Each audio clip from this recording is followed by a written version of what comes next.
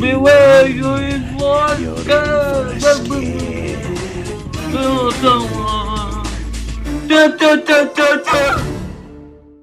Listeners, beware! You're in for a scare!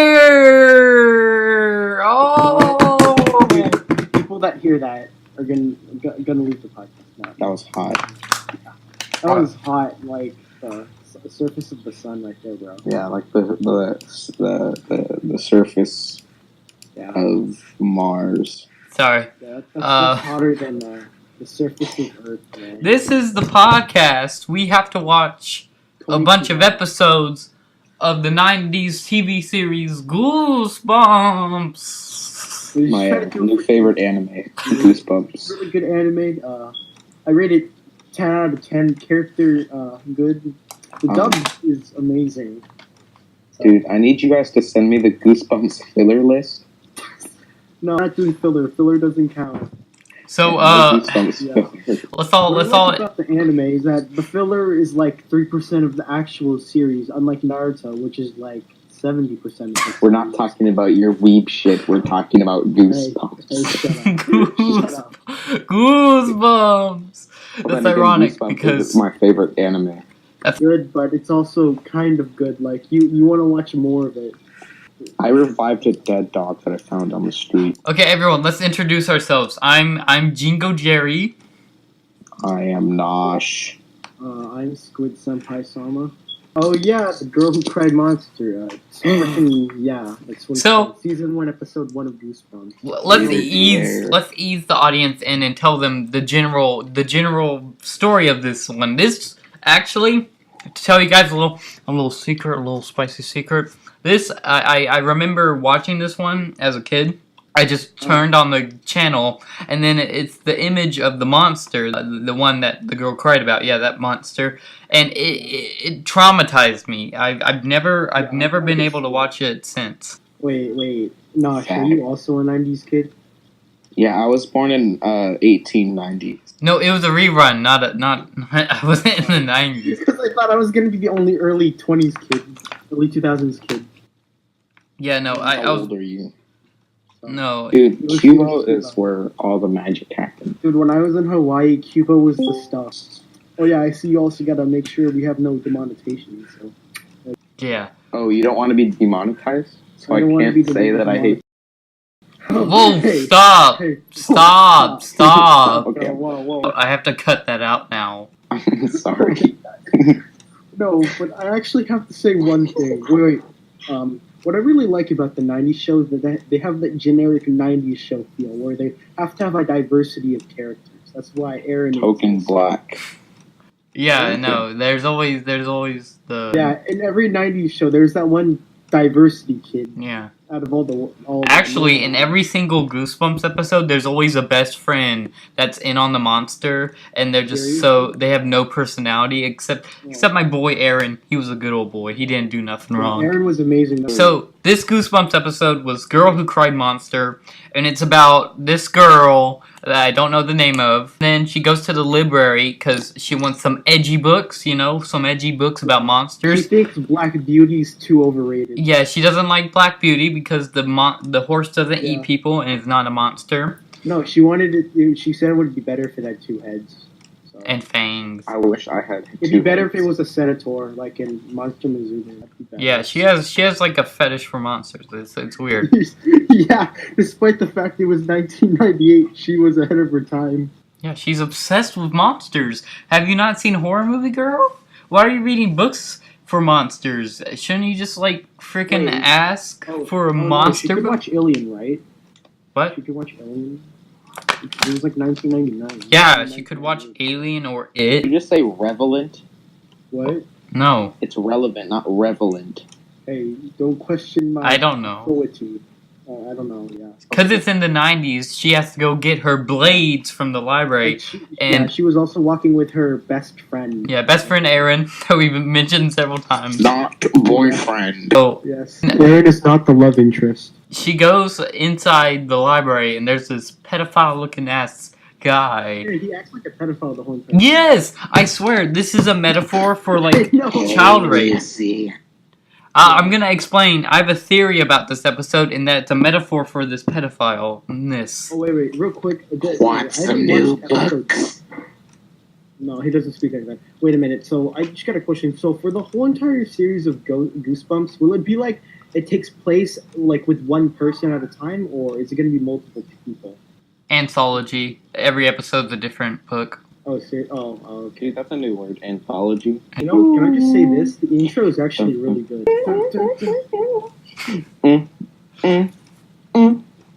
Okay, so anyway, so she goes inside this creepy library with this pedophile-looking ass guy, and he has a bunch of crickets in a glass box and a tarantula, and he's like, I'm gonna feed him some crickets, and then he feeds himself some crickets, and he becomes a monster man. Like he had two eyes that are black, and his brain was. That's what freaked me out.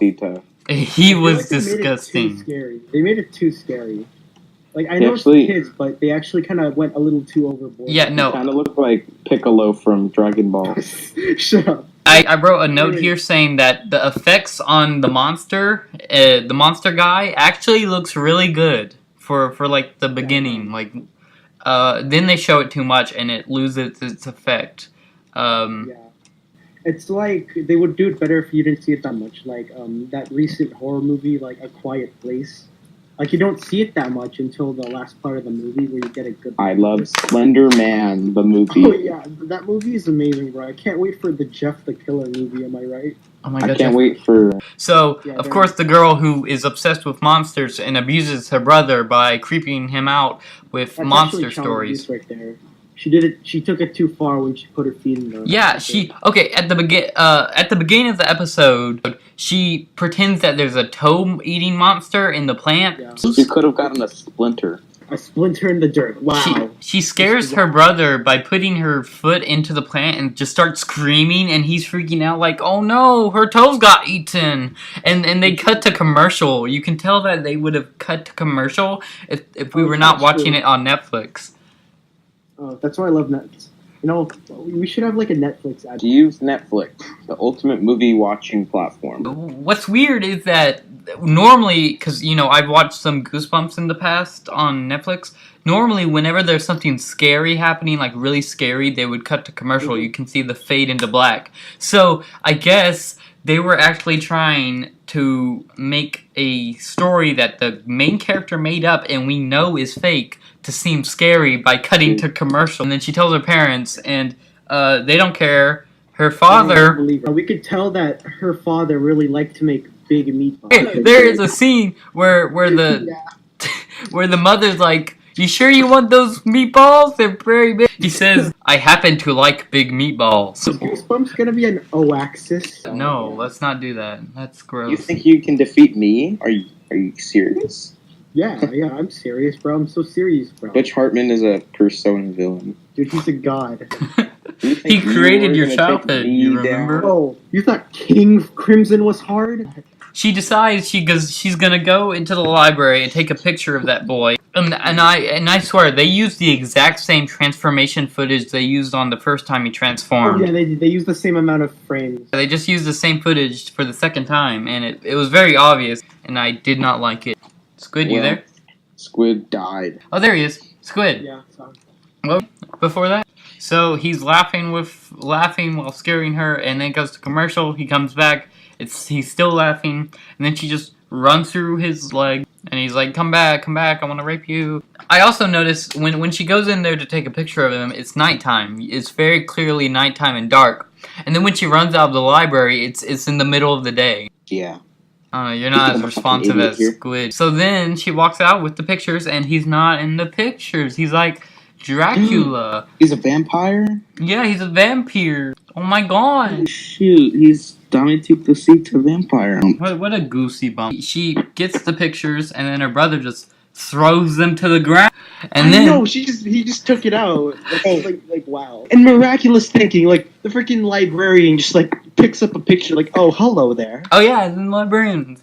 Her parents are like, oh look, it's a pedophile. This was actually a really good twist. So yeah, it was pretty good. It was nice. They invite spoilers, by the way. So they invite the monster librarian to their house for dinner. But turns out they're snake people. They're not snake people. They're like vampires. I just assumed they were vampires or werewolves from the. But they're vampire snake people, and they apparently they only want to be the only monsters in town, and they don't want. You got to be the last player. You got to be the last player to get the winner. They don't want no other monsters in their town, so they eat the librarian monster. But the librarian monster has to eat crickets to turn into a monster, but they just turned into a monster automatically. So they could have explained their monsterness more. Are they humans that can turn into monsters, or monsters that pretend to be human? Bum bum bum bum bum. Goosebumps. So it turns out not only are the parents monsters, but so are the children, and you know they just can't use their powers yet. Her and her brother are very excited now that they know that they're snake people, but it seems like they already knew they were snake people and they've been waiting. Yeah, they already know. Yeah, but that's weird. Why is the little kid scared of monsters if he knows he is a snake monster, vampire monster? Well, you saw what happened with the other monster trying to eat the daughter, so I'm assuming the monster race usually survives off some weird incest cannibalism type of nourishment. It's a very confusing lore of Goosebumps. Yeah. So, and then Aaron appears, and they're gonna say, oh, we're about to have dessert, and guess what it is? You like some apple pie? It was cherry pie. Stop being canon. But yeah. Because I saw the monster, because he was wearing a mask and sneaking up on the house, and then, like, they were going to eat him. I thought they were going to eat him for a second. Yeah, not Aaron. Yeah, you can't eat Aaron. Aaron is the love interest, obviously, so he has a lot of plot armor. Aaron's a good old boy. Didn't do nothing wrong. The little angel. Yeah. He is the little cheeseburger that everyone loves. Yeah. You can't kill Aaron. Dude, Aaron is unbreakable. Can't because his plot armor is too strong. So this episode of Goosebumps, was it good? Was it bad? I can't. I don't know if they're recording. 10. What? 11 out of 10. Wait, we're gonna be watching Goosebumps. Yeah, we're gonna watch every episode of Goosebumps and make a podcast. Wait. We should make a ranking of each one we find from worst to best. So would this be? Is this the best one we've watched, or the worst one we've watched? Okay. It gets 3 bangins out of 5. What? 3 bangins out of 5. I prefer 2.5 bangins. How many podcasts are we gonna do one for every episode? Yeah. Oh, gosh darn, that's gonna be like over 100 podcasts. Wouldn't it be easier to do multiple topics?